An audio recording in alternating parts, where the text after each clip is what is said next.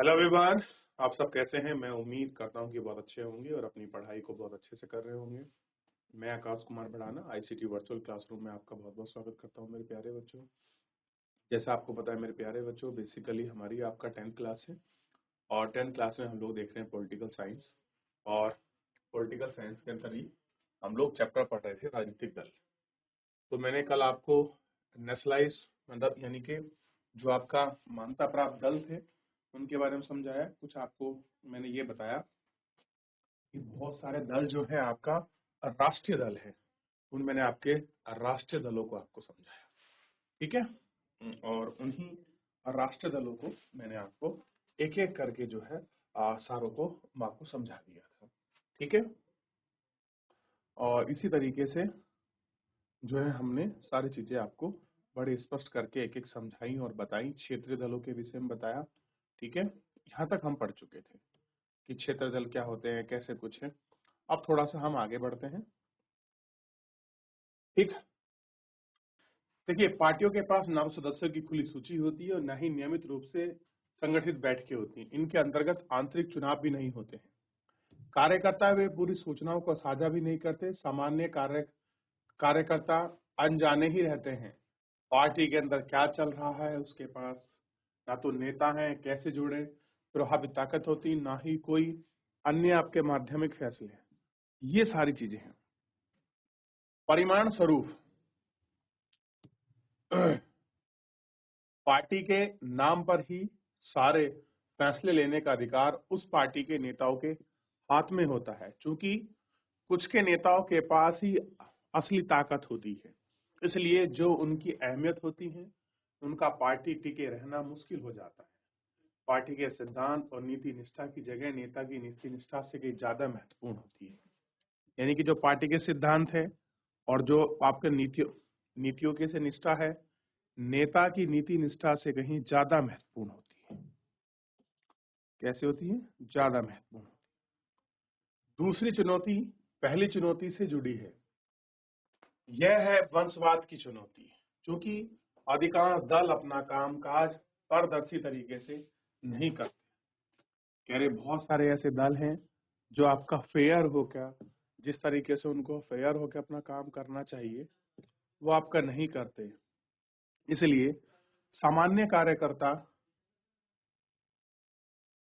नेताओं बने और ऊपर में गुंजाइश काफी कम है।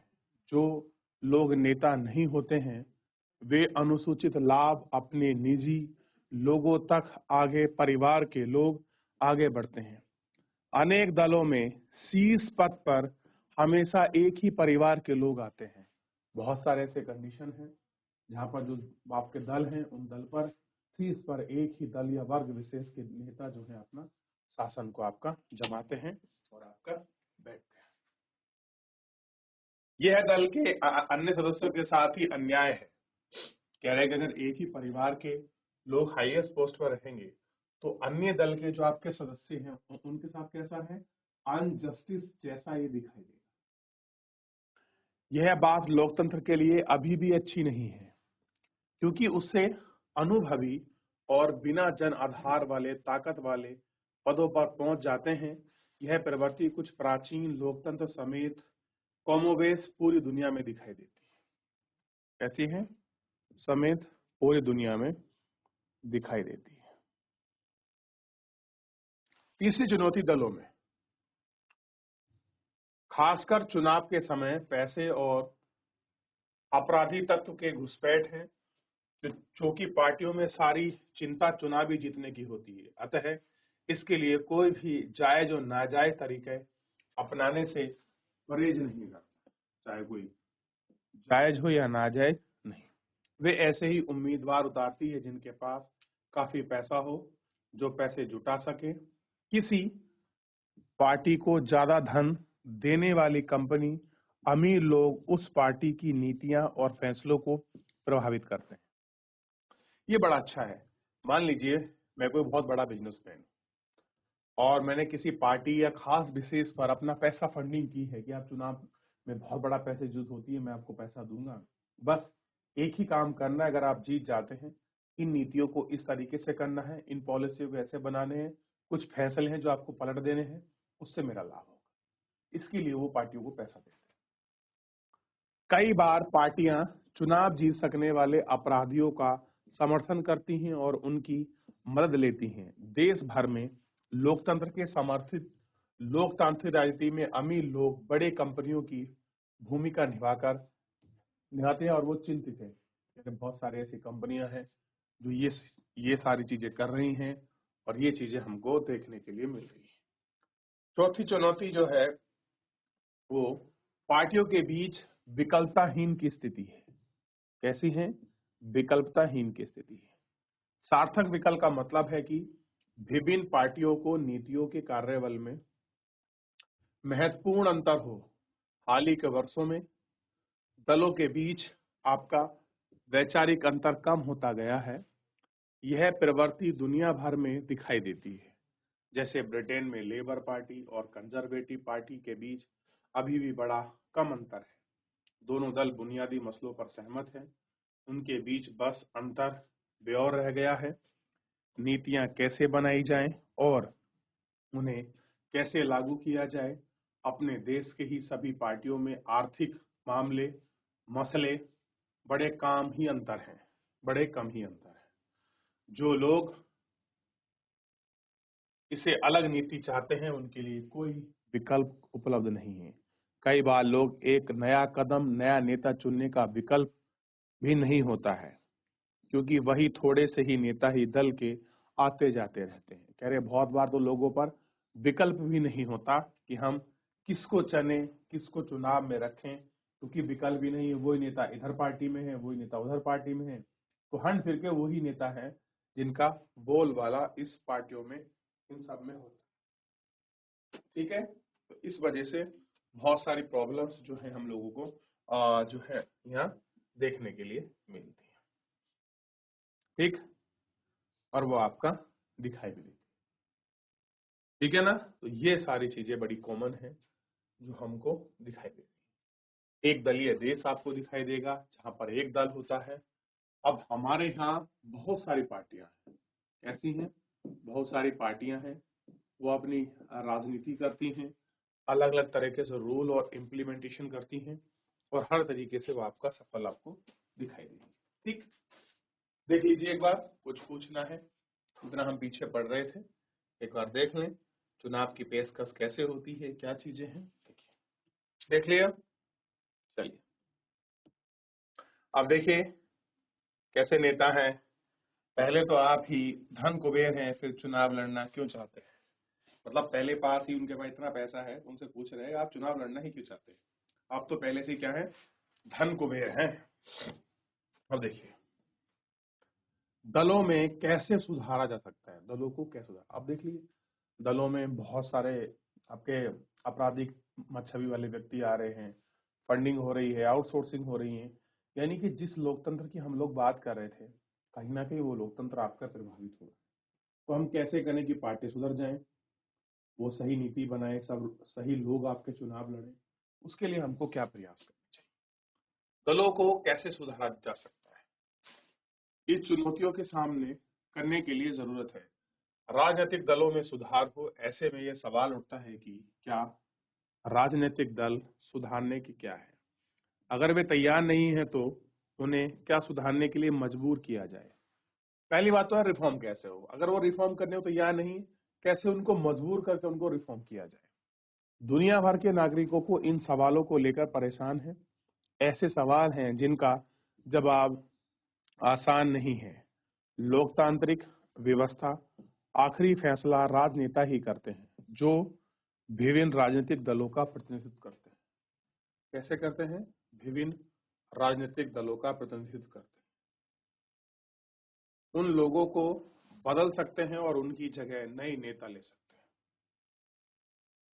अगर वे सुधारना चाहते हैं तो उनका सुधार करने के लिए उनको मजबूर कर सकते हैं। आइए देश में राजनीतिक दलों और नेताओं को सुधारने के लिए हाल ही में किए गए प्रयास और सुझाव पर उन पर गौर करें। करें कौन कौन से सुधार हैं, कौन कौन से ऐसे प्रयास किए गए हैं जिससे वो आपका सुधर जाए। विधायकों और सांसदों को दल बदल से रोकने के लिए संविधान में संशोधन किया गया है। क्या किया गया है? संशोधन किया गया है। निर्वाचित प्रतिनिधियों के मंत्री पद या पैसे से लोभ दल करने में आई तेजी को दिखाते हुए ऐसा किया गया। नए कानून के अनुसार अपना दल बदल वाले सांसद या विधायक को अपनी सीट गंवानी होगी। अगर मान लीजिए आप कभी इस दल में कभी उस दल में पहुंच गए और फिर ऐसा कर रहे हैं या एक बार भी आपने किया तो आपकी सीट भी जा सकती है। ठीक, क्या होगा? विधायक को अपनी सीट गंवानी पड़ेगी।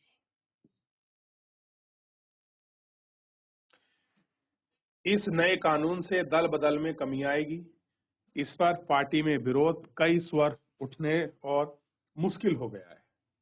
पार्टी नेता जो कोई फैसला करता है, सांसद और विधायक उसे मानना होता है। सांसद और विधायक को वो सारी चीजें उसको माननी होती है। उच्चतम न्यायालय ने पैसे और अपराधियों का प्रभाव कम करने के लिए आदेश जारी किया है। इस आदेश के द्वारा चुनाव लड़ने वाले हर उम्मीदवार को अपनी संपत्ति और अपने खिलाफ चल रहे आपराधिक मुकदमे का ब्यौरा और एक शपथ पत्र माध्यम से देना अनिवार्य कर दिया है। अगर आप पे कोई मुकदमा चल रहा है, आप किसी आपराधिक छवि में हैं, आपके पास संपत्ति, चल अचल संपत्ति क्या है, कितना आपके पास बैंक में खाता है, ये सारी जानकारी आपको चुनाव लड़ने से पहले जानकारी उपलब्ध करानी पड़ेगी। कैसा है? ये सारी जानकारी आपको उपलब्ध करानी।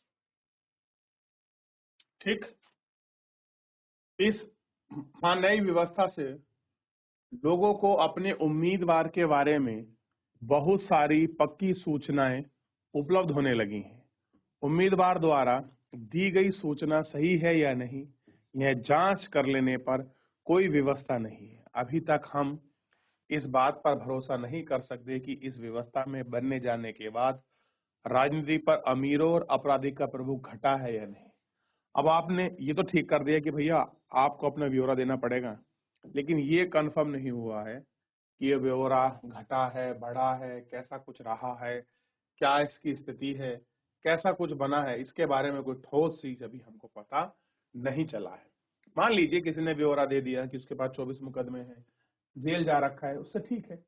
फिर बदलाव क्या हुआ, सुधार क्या हुआ, ये कुछ अभी स्पष्ट रूप से नहीं आपका बाहर आ रहा है निकल के। जो स्पष्टता होनी चाहिए थी मामलों में, वो स्पष्टता हमको नहीं दिखाई। देख लिया। अब देखिए, चुनाव आयोग ने एक आदेश के जरिए सभी दलों के लिए संगठित चुनाव कराने और आय का रिटर्न भरना भी जरूरी बना दिया है। यानी जो व्यक्ति चुनाव लड़ेंगे उन्हें अपना इनकम टैक्स रिटर्न भरना पड़ेगा, संगठित चुनाव कराना पड़ेगा। ठीक, कई बार सिर्फ खाना पूरी करने के लिए होता है। अभी तक कही जा सकती है कि राजनीतिक दल ने अंदरूनी लोकतंत्र मजबूत हुआ है। इनके अलावा राजनीतिक दल सुधार करने के लिए कदम सुझाए जाते हैं। बहुत सारे कदम हैं जो आपका सुझाए जाते हैं। राजनीतिक दलों के आंतरिक कामकाज को व्यवस्थित करने के लिए कानून बनाया जाना चाहिए। सभी दल अपने सदस्यों की सूची रखते हैं, अपने संविधान का पालन करेंगे। पार्टी में विवाद की स्थिति में स्वतंत्र प्राधिकारी का पेच बना है। सबसे बड़ा पद के लिए खुला करवाया गया है। यह व्यवस्था अनिवार्य चाहिए। राजनीतिक दल महिलाओं को एक न्यूनतम खासा अनुपात करीब 1/3 जरूर टिकट दे। इस दल में प्रमुख पदों पर औरतें के लिए आरक्षण होना चाहिए। क्या होना चाहिए? औरतों के लिए इस दल का आरक्षण भी होना चाहिए कि भैया महिलाओं को भी आपकी जगह मिले। महिला भी जो आपकी महिला हैं वो भी इस दल में आ सकें और इस व्यवस्था का भाग बन सकें। महिला आएंगी तो शायद आपराधिक छवि वाले जो नेता हैं उनमें आपका निरंतर कमी आपको दिखाई देगी। ठीक है, ऐसी बात नहीं, महिला भी अपराधी हो सकती है, लेकिन पुरुषों की तुलना में उनका नंबर काफी कम है। तो ये सारी चीजें हमारे लिए बड़ी बेनिफिट और पॉजिटिव वाली हो सकती है। ठीक, देखिए, चुनाव लड़ने का खर्चा सरकार उठाए, सरकार दलों को चुनाव लड़ने के लिए धन दे। यह मदद पेट्रोल, कागज, फोन वगैरह के रूप में हो सकती है। फिर कुछ लोगों में मदद के अनुपात में पैसा नगद दिया जा सकता है। फिर पैसा भी मदद आपका नगद मिलता है। कह रहे हैं कि राजनीतिक दल ने अभी भी इन सुझावों को नहीं माना है। अगर उन्हें मान लिया गया हो तो संभव है कि इनमें कुछ सुधार हो। हर एक राजनीतिक समस्या में महज कानूनी समाधान की बात करते हुए हमें सावधान रहना चाहिए। दलों की जरूरत से ज्यादा नियमों को जकड़न आपका नुकसानदेह हो सकता है। इसमें सभी दल कानून दरकिनार करने का तरीका ढूंढने लगे हैं। इसके अलावा राजनीतिक दल खुद भी एक ऐसे कानून पास करने में सहमत नहीं होंगे। अब कानून तो इन्हीं को पास करना है, अब ये ऐसे कानून को पास करेंगे ही नहीं, ये तो कोई और तरीका ढूंढ लेंगे। यानी कि नीति निर्माता ये हैं और करने वाले ये हैं, तो ये अपना ही नुकसान क्यों करेंगे? भाई सब कुछ करने वाले ये हैं तो अपना नुकसान ही क्यों करेंगे ये लोग? दो और तरीके हैं जिनसे राजनीतिक दलों का सुधार किया जा सकता है। पहला तरीका है राजनीतिक दल पर नेताओं द्वारा दबाव बनाने का। यह काम चिट्ठी लिखने, प्रसार करने और लोकतंत्र के जरिए किया जा सकता है। अब आंदोलन करिए, चिट्ठी लिखिए, इनके जरिए जो हो सकता है वो काम करिए, इन सारे मसलों को ढूंढिए। देख लिया? तो अब किस तरह के कानूनों को लगाया जाए, लागू किया जाए, एक विषय है अपने आप में जो हम लोग इन पर बात करें। अब देखिए, आम नागरिक, दबाव समूह, भाई जो आम लोग हैं वो कुछ आपके प्रेशर ग्रुप होते हैं, आंदोलन और मीडिया के माध्यम से काम किया जा सकता है। अब आप या तो आंदोलन करिए, मीडिया में इसकी चर्चा करिए, फिर ऐसे कुछ कर सकते हैं। अगर दल को लगता है कि सुधार ना करने से जनाधार गिरने लगेगा, यानी कि अगर हमने रिफॉर्म नहीं किया तो लोग हमें वोट आपका नहीं देंगे। जैसे लोकपाल विधेयक कितना फेमस हुआ था, लोकपाल विधेयक, समझ रहे हो? लोकपाल को लेकर अन्ना हजारे ने जो आपके मांग की थी, उसी का एक आपके एग्जाम्पल के रूप में आप समझ सकते हो। उनकी छवि खराब होगी तो इसको लेकर गंभीर होने लगेंगे। सुधार का दूसरा तरीका है कि सुधार की अच्छी रखने वाले खुद राजनीतिक दलों में शामिल होना। लोकतंत्र की गुणवत्ता, लोकतंत्र में लोगों की भागीदारी तय होती है। अगर आम नागरिक खुद की राजनीति में हिस्सा ना ले तो वह बाहर ही बात करते हैं, सुधारना मुश्किल है। यानी कि अब आपको राजनीति में हिस्सा लेना पड़ेगा। खराब राजनीति का समाधान ज्यादा से ज्यादा राजनीतिक और बेहतर राजनीति है। हम इस पर चर्चा फिर से आखिरी अध्याय में करेंगे कि राजनीति का समाधान क्या है, सोल्यूशन, ज्यादा से ज्यादा राजनीति और बेहतर राजनीति। यानी कि राजनीति को सुधारने का काम भी क्या है, आप पॉलिटिक्स में आइए, आप काम करिए, बेटर पॉलिटिक्स करिए, फिर देखिए सुधार होगा। यानी कि राजनीति को सुधारने के लिए आपको राजनीति में आना ही पड़ेगा। और आखिरी अध्याय में हम इसकी चर्चा करेंगे। तो बेसिकली चैप्टर आपका समाप्त हो चुका है। एक बार पूरे चैप्टर को आप अच्छे से गौर कर देख लीजिए कि किस तरीके से चुनाव में आपके पार्टियों को सुधारने की बात की गई है, कि पार्टियों में कैसे गुंजाइश में सुधार किया जा सकता है। आप इसको समझिए मेरे बच्चों। देख लिया? और कुछ पूछना है आपको चैप्टर में, किसी बच्चे को कोई डाउट, कोई क्वेरी? देख ले बेटा एक बार सभी बच्चे। अच्छा, ये वाले मामले हुए कि नहीं हुए कि अब कोई भी नेता अगर चुनाव लड़ेगा तो उसको अपनी संपत्ति का और उसके पास कितने मुकदमे हैं, इन सब का ब्यौरा जो आपका चुनाव आयोग है उनको देना पड़ेगा। कैसा है? ये सारा ब्यौरा उनको अब आपको देना पड़ेगा। ठीक है नहीं? तो बच्चों इस तरीके से इसमें पूरा चैप्टर देखो हमने देख लिया। डाउट हमारा पूरा अगर किसी का है पढ़ लीजिए, पर एक बात इसमें आप ध्यान रखिए, इसमें आपने बहुत कुछ सीखने को मिला। अपने पूरी पॉलिटिकल पार्टीज की जो व्यवस्था है वो आपने इसमें देखी, चुनाव को सुना, कैसे किस तरीके से चुनाव होता है, रणनीति राजनीति किस प्रकार की होती है, इन सारी चीजों को आपने बड़े अच्छे से महसूस किया है। ये चीजें क्या हैं, किस तरीके से हैं, कौन कौन से राष्ट्रीय दल हैं, किनको क्षेत्रीय दल माना जाता है, नियम बनाने की क्या है, लोकसभा में 6% वोट या फिर 4 सीटें होनी चाहिए, क्षेत्रीय दल बनने के लिए आपका 6% वोट या 2 सीटें होनी चाहिए। ये सारी चीजें आपने पढ़ी और आपने समझी। देखिए, ये तो पूरा पढ़ रहे थे हम कि भाई क्षेत्रीय दल होने के लिए क्या चाहिए, क्या होड़ होना चाहिए।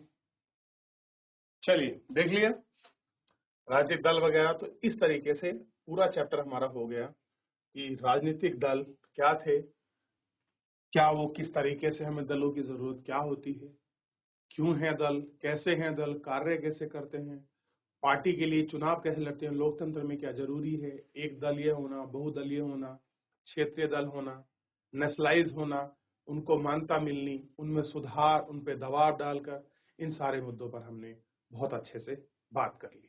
क्लियर है मेरे प्यारे बच्चों? ध्यान दीजिए सामने। क्लियर है? तो अगर किसी का भी कोई डाउट बच रहा है, कोई क्वेरी है किसी प्रकार का, तो लास्ट में आप पूछ सकते हैं। कोई भी बच्चा है किसी भी स्कूल से, शाबाश। अगर कोई क्वेरी है, कोई डाउट है, आप मुझसे पूछ लीजिए। चलिए मेरे प्यारे बच्चों, कोई डाउट, कोई क्वेरी नहीं है तो मेरे प्यारे बच्चों, आपको इतना ही ध्यान रखना, घर जाकर एक बार इसका रिवीजन करिए, अच्छे से पढ़िए। कोई डाउट, कोई क्वेरी बनती है हम लोग लेंगे। फिलहाल आज के इस लेक्चर में इतना ही, मिलते हैं नेक्स्ट लेक्चर में। धन्यवाद।